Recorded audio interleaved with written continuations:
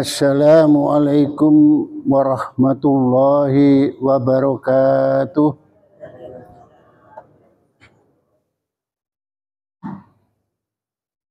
Bismillahirrahmanirrahim.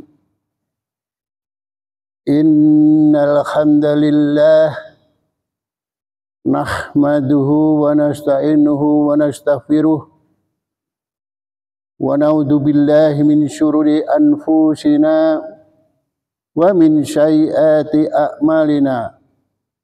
May yahdihillahu fala mudilla lahu wa man yudlilhu fala hadiyalah. Asyhadu an la ilaha illallah wahdahu la syarikalah wa asyhadu anna Muhammadan abduhu wa rasuluh sallallahu alaihi wasallam wa ala alihi wa ashabihi ajmain, amma ba'du.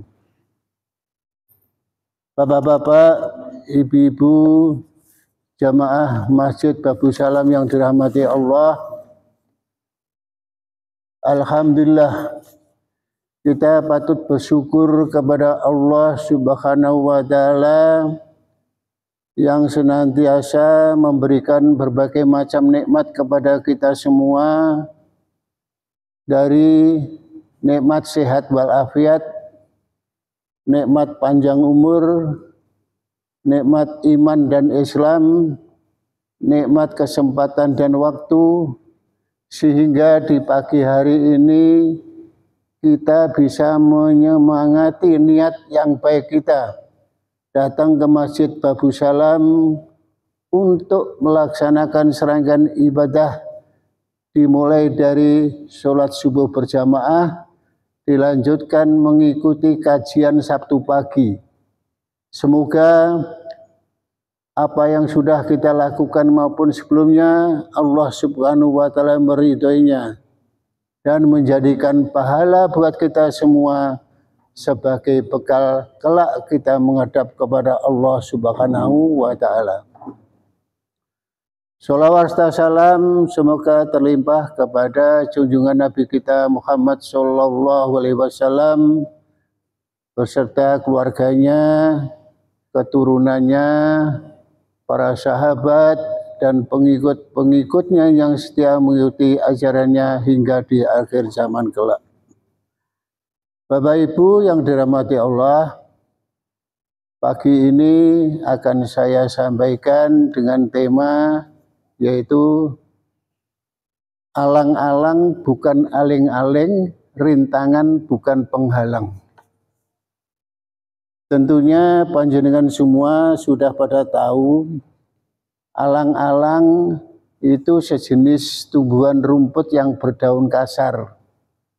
Biasanya tanaman ini menjadi gulma atau permasalahan, bahkan sebagai benalu. Karena tanaman ini bisa tumbuh di tempat yang tidak diinginkan, seperti di ladang pertanian, di tanah pekarangan, di kebun, di tanah, di taman, dan ini bisa mengganggu terhadap tanaman yang dibudidayakan. Apakah itu tanaman padi, cabai, buah-buahan, dan lain sebagainya. Dan bisa berakibat menurunkan hasil produksi. Alang-alang walaupun daunnya kasar ini bisa tumbuh di sembarang tempat, tapi ini bukan menjadi penghalang. Yang Jawi Mas Tani dudu aling-aling. Dudu aling-aling. Nah, siapapun yang hidup, ya termasuk kita-kita semua ini, pasti ada yang namanya ujian. Wala nabluwannakum, dan kami, kata Allah, akan uji kamu. Demi Allah kalian akan kami uji. Ini disebutkan di dalam Al-Quran surat Al-Baqarah ayat 155. Ujian itu ya termasuk rintangan. Namun bagi orang yang tidak beriman, manakala menghadapi ujian atau rintangan ini, mereka itu biasanya langsung down. bagaikan kerupuk yang terkena air hujan. Kerupuk niku kan mudah rempi, mudah remek, mudah remuk. Kok kena air hujan, ya tentunya tambah hajur mumur, gitu? Tambah hajur mumur. Nah, namun bagi orang yang beriman tentunya selalu menyiapkan mentalnya sehingga bentuk rintangan yang dihadapi itu selalu diperlakukan dengan sabar. Karena mereka itu ingat akan firman Allah di dalam Al-Quran surat Al-Baqarah ayat 286, yaitu la yukallifullahu nafsan illa wus'aha. Allah tidak membebani seseorang melainkan sesuai dengan kemampuannya. Nah, orang yang beriman di dalam cara menghadapi rintangan atau alang-alang ini, jadi apapun yang dilakukan itu tanpa menyerah, tanpa putus asa, karena bukan aling-aling. Nah, di balik itu semua tentunya akan menemui suatu kemudahan. Dan kita tetap harus didasari tawakal kepada Allah Subhanahu wa Ta'ala. Meskipun kita menghadapi yang namanya alang-alang, ada rintangan, namun bukan aling-aling dan bukan penghalang. Dengan cara bagaimana? Ya kita harus sabar. Kita tidak mudah menyerah, tidak mudah putus asa. Manakala yang disebut tadi Allah itu memberikan ujian kepada hambanya, tetapi sesuai dengan kemampuannya, sesuai dengan kesanggupannya. Inna ma'al usri yusra. Di balik kesulitan itu tentu ada suatu kemudahan. Tawakaltu 'alallah, kita hendaknya selalu bertawakal kepada Allah. Contohnya begini. Ketika seseorang itu menginginkan suatu pernikahan, berkeluarga, tentunya ada suatu harapan dan cita-cita untuk segera mendapatkan keturunan, mendapatkan momongan. Nah, itu bisa didapat dalam waktu yang cepat, pun bisa diperoleh dalam waktu yang lama. Bahkan ada yang bertahun-tahun, ada yang puluhan tahun baru mendapatkan keturunan. Nah, ketika mendapatkan keturunan, si jabang bayi ini lahir, orang tuanya tentu berharap agar supaya anakku ini, si bayi ini bisa tumbuh dengan baik dan normal, dan hingga sampai remaja dewasa. Tapi itu semua tidak terlepas dari adanya rintangan. Bagaimana agar si anak ini bisa terwujud menjadi regenerasi yang bisa membanggakan orang tuanya? Tentunya adalah harus didasari dengan iman yang kuat dan kokoh. Bapak Ibu yang dirahmati Allah, rintangan itu pasti ada. Sebagaimana rumput atau suket alang-alang tadi, namun bukan aling-aling sebagai penghalang. Nah, kita ini sebagai hamba Allah, kan tentunya keimanan kita itu kadang pasang, kadang surut, kadang naik, kadang turun di dalam kehidupan yang kita jalani ini. Lalu bagaimana keimanan kita manakala kita terjadi banyak masalah dan ujian? Terkadang ada yang merasa bahwa hidup ini terasa berat, seolah-olah tidak terlihat adanya jalan keluar. Rasanya sudah jenuh, sudah waleh untuk bertanya apa, mengapa, bagaimana semuanya ini bisa terjadi. Kita mungkin akan selalu bertahan menjalaninya walaupun dengan perasaan yang beraneka ragam. Mungkin pasrah, mungkin masih berharap manakala di kedepannya nanti ada jalan keluar, ada perbaikan. Mungkin putus asa dan lain sebagainya. Bapak Ibu yang dirahmati Allah, nah ini semua jika sudah sampai batas yang tidak bisa ditoleransi oleh diri kita, kita hendaknya jangan lupa bahwa yang namanya manusia pasti menemui adanya masalah dan ujian di dalam hidupnya. Kita sadari itu. Alang-alang bukan aleng-aleng, rintangan namun bukan penghalang. Lalu bagaimana kita itu agar supaya mendapatkan ketenangan hati apabila mendapatkan hal seperti ini? Selama kita di dalam menjalani hidup itu tentu untuk mendapatkan suatu ketenangan. Yang kita lakukan tentunya adalah kita agar mengambil air wudhu, yaitu berwudhu. Karena berwudhu itu sudah kita pahami tentunya itu adalah untuk membersihkan diri dari najis dan hadas. Tetapi berwudhu itu juga bisa untuk menjadi penawar racun di dalam hati. Dikala hati dalam keadaan gelisah maupun sedih. Oleh karena itu kita itu dianjurkan agar supaya berwudhu manakala terjadi suatu kegelisahan, ada kesedihan di dalam hati, ambillah air wudhu. Dengan doa-doa itu akan luluh, akan luntur dari dosa-dosa kita dan ada suatu ketenangan jiwa. Karena Allah Subhanahu wa taala itu menyukai orang-orang yang suka mensucikan diri, yaitu berwudhu. Sebagaimana disebutkan di dalam Al-Qur'an surat Al-Baqarah ayat 222. Innallaha yuhibbut tawwabina wa yuhibbul mutatahhirin. Sesungguhnya Allah itu menyukai orang-orang yang bertaubat dan menyukai orang-orang yang suka mensucikan diri. Nah, kita dikala terjadi sesuatu kegelisahan hati, apapun bentuknya, yang ringan, yang sedang, yang berat, lakukan untuk mengambil air wudhu. Nah, setelah kita berwudhu, apa yang semestinya kita lakukan? Ya kita sholat. Baik sholat wajib, sholat sunnah di waktu kita berwudhu. Karena di dalam sholat itu ada ketenangan, ada ketentraman bagi pikiran.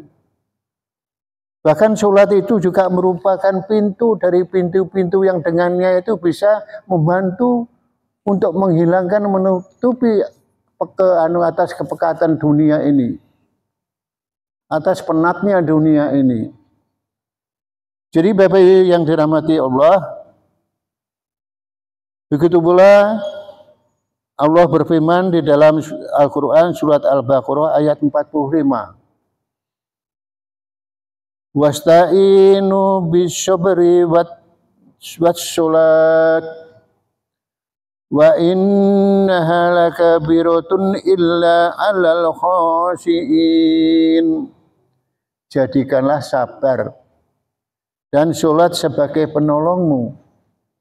Sesungguhnya hal yang demikian ini adalah sungguh berat kecuali bagi orang-orang yang khusyuk. Bapak Ibu yang dirahmati Allah, kita di dalam menjalankan sholat itu juga bisa untuk mengeluarkan keluh kesah yang ada pada diri kita. Gundah gulana yang kita rasakan kepada Allah Subhanahu wa taala ketika kita melakukan sholat dan sujud. Tunjukkan kepasrahan dan ketundukan kita kepada Allah Subhanahu wa taala. Sebenarnya kita melaksanakan sholat itu ada kenikmatan yang besar, mulai dari berwudu sampai kita melaksanakan sholat. Baik itu dikala lapang, dikala sempit, baik dikala kita sehat, dikala kita sakit, baik dikala kita kaya atau kefakiran, ketaatan atau kemaksiatan, dan seterusnya. Dan seterusnya. Jadi Bapak Ibu sekalian, di samping itu, rintangan itu bukan menjadi penghalang terhadap kesuksesan. Sukses itu apa? Sukses itu tentu pencapaian, keberhasilan. Apapun yang kita lakukan, baik itu bidang olahraga, bidang pendidikan, usaha, itu mana-mana bisa berhasil, itu namanya sukses. Namun sebelumnya perlu adanya rangkaian upaya yang ditetapkan walaupun dengan energi yang banyak dan keluar modal yang besar, dan tentunya harus kita sadari bahwa beragamnya upaya itu pun tidak terlepas adanya penghalang dan perintang. Nah, apa beda penghalang dan perintang? Kalau penghalang itu kalau kita untuk bisa mencapai, bisa melewati dari penghalang itu ibarat kita kalau berjalan kaki. Berjalan kaki tiba-tiba kok ada bangunan yang membentang seperti dinding tembok. Tembok itu kan ketebalannya berbeda-beda. Ada yang 10 cm, 15 cm, 20 cm, dan seterusnya. Tentunya sulit kita kalau akan melaluinya. Nah, tentu perlu adanya bantuan lain. Mungkin dengan tangga, mungkin dengan apa. Kalau hanya setebal dengan kain, kertas, atau anyaman bambu, itu mudah ditembus. Walaupun setebal kain, kertas, atau anyaman bambu, kalau terbuat dari baja atau besi, kan sulit juga. Maka perlu adanya tambahan lain. Itulah penghalang. Sedangkan perintang itu umumnya terbuat sebuah potongan kayu atau bambu, atau sepotong besi yang panjang itu yang melintang. Kalau kita mau melewati, manakala kita menggunakan mobil atau sepeda motor, tentu sulit, menyulitkan kita untuk melewati. Tetapi kalau kita jalan kaki, nah, tinggal menaiki atau merunduk bisa jalan. Seperti portal lah. Di Gombel Permai ini kan banyak sekali portal di ujung-ujung jalan. Kadang-kadang saya kalau begitu Mas Joko sudah adzan, saya segera berangkat, masih tertutup di sini portal-portalnya. Masih saya menunggu. Karena saya pakai sepeda motor. Kalau saya jalan kaki ya enggak masalah, tinggal merunduk aja bisa melewati. Itu ilustrasi daripada penghalang dan perintang. Nah, tentunya Bapak Ibu sekalian, semua keinginan untuk suatu sukses keberhasilan itu tentu ada penghalang dan perintang. Itu baik yang bersumber dari internal maupun eksternal diri kita. Ada yang penghalang, yang perintang, yang objektif maupun yang subjektif. Jadi perlu adanya beberapa hal untuk mengenyahkan daripada perintang atau penghalang ini. Hal yang pertama tentunya kita adalah niat. Niat, keinginan yang keras dan sungguh-sungguh. Faktanya niat itu bisa diperkuat manakala kita ini bagikan api ya. Api yang menyala kecil itu kan bisa dibesarkan sesuai dengan keinginan kita. Api nyala kecil mau dibesarkan, bisa.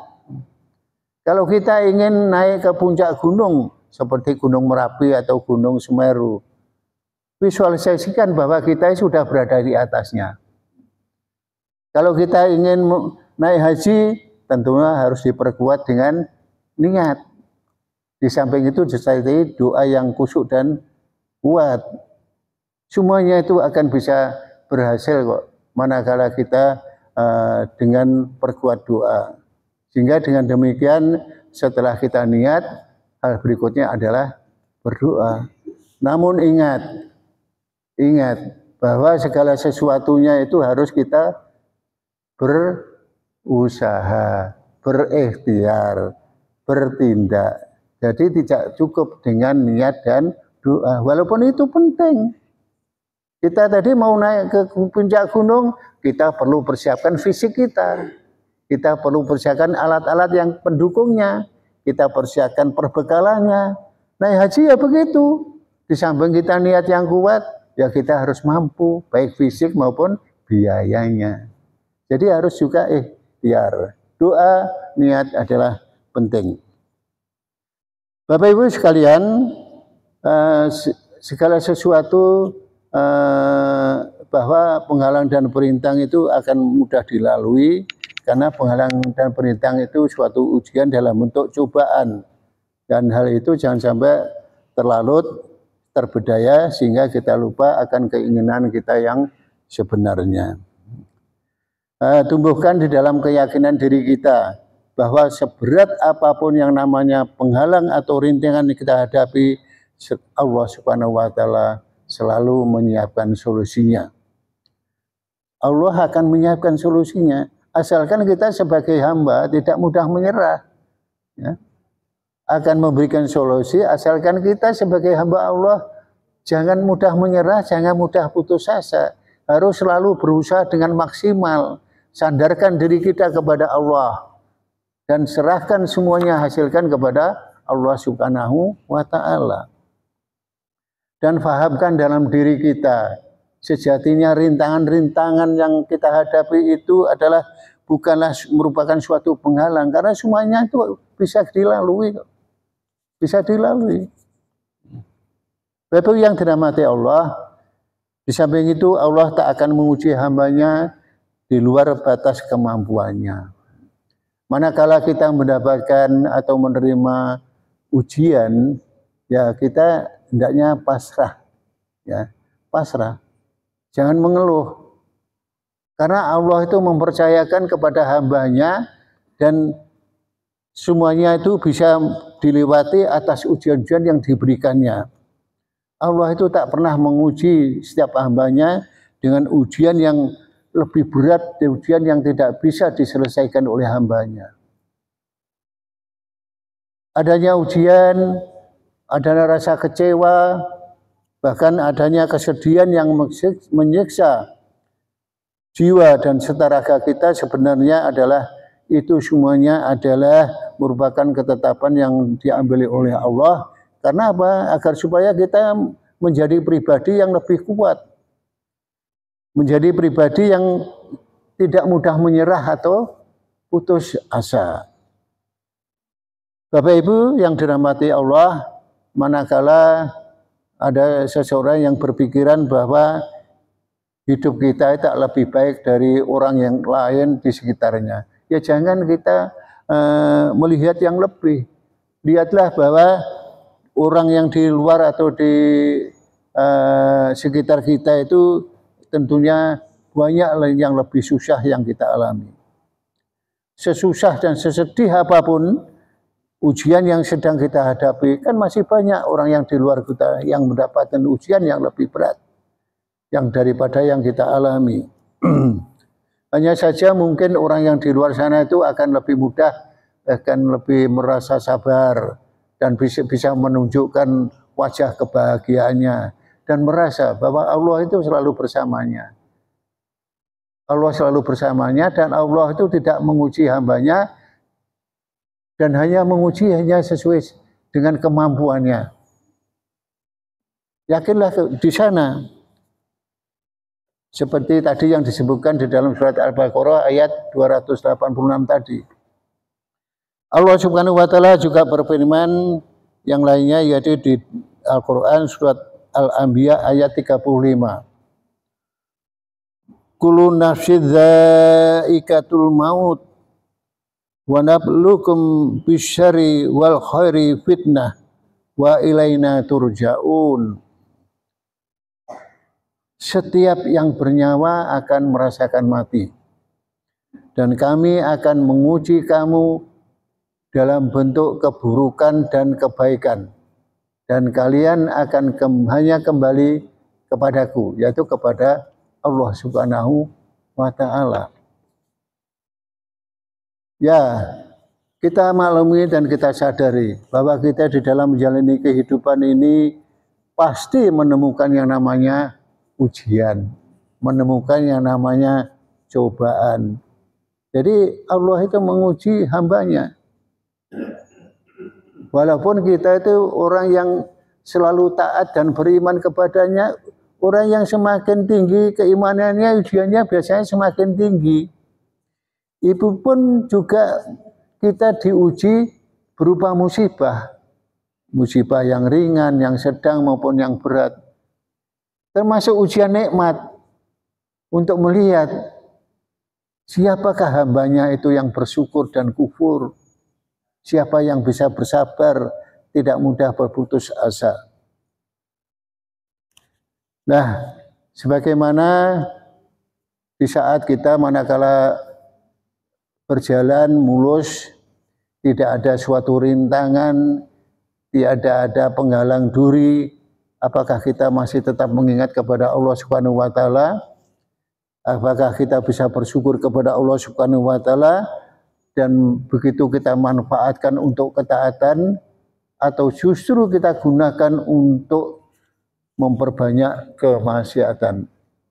Begitu pula tadi di jalan yang lurus kita mencapai suatu keberhasilan, dikala kita melewati jalan yang berkelok, ya, di jalan yang berkelok banyak rintangan yang kita hadapi, tentunya kita harus bersabar. Kita harus mampu atas ridho dengan ketentuan Allah. Kita memohon ampunan kepada Allah atas dosa-dosa kesalahan yang telah kita perbuat. Lantas kita hendaknya bersimpuh dan bersujud kepadanya. Kita jangan berprasangka buruk dan jangan menjadikan menambah kemaksiatan manakala kita menghadapi suatu kesulitan. Harus berprasangka baik. Harus berprasangka baik. Tetap mengingat kepada Allah, tetap bersimpuh dan bersujud kepadanya. Ya, kita sadari Bapak Ibu sekalian, jalan itu tanpa hambatan bukanlah tolok ukur keberhasilan kehidupan kita semua, kehidupan seseorang. Sehingga di dalam menjalani kehidupan ini segala sesuatunya bukan merupakan suatu parameter kebahagiaan dalam kamus kebahagiaan. Lihatlah betapa terjal dan curamnya atas apa yang dilakukan oleh para nabi dan rasul kita. Namun beliau-beliau itu orang yang paling berbahagia. Jadi apapun beban yang kita lakukan di dalam menjalani kehidupan ini, jangan menjadi suatu alasan seolah-olah menjadi orang yang paling sulit, paling sengsara di dalam menjalani kehidupannya. Allah Subhanahu wa Ta'ala tentu akan memberikan kelapangan, memberikan jalan keluar baik dalam kesempitan maupun kesusahan. Sebaliknya bagi orang yang tidak bertakwa, orang yang tidak patuh dan taat terhadap ketentuan Allah, tentu mereka akan jatuh ke dalam kesempitan, beban dan belenggu. Ya, kita sadari bahwa apapun jalan yang kita lakukan itu, yang kita tempuh itu tidak ada istilahnya jalan buntu. Manakala kita tetap bertakwa kepada Allah, tetap patuh dan taat terhadap ketentuan Allah. Karena Allah Subhanahu wa Ta'ala sendiri yang mengatakan bahwa adakah perkataan yang lebih besar dari perkataan dan zat yang Allah menciptakan alam semesta ini? Tentu jawabannya tidak. Karena Allah itu menciptakan segala sesuatunya di alam ini, bumi dan seisinya ini, termasuk ujian. Maka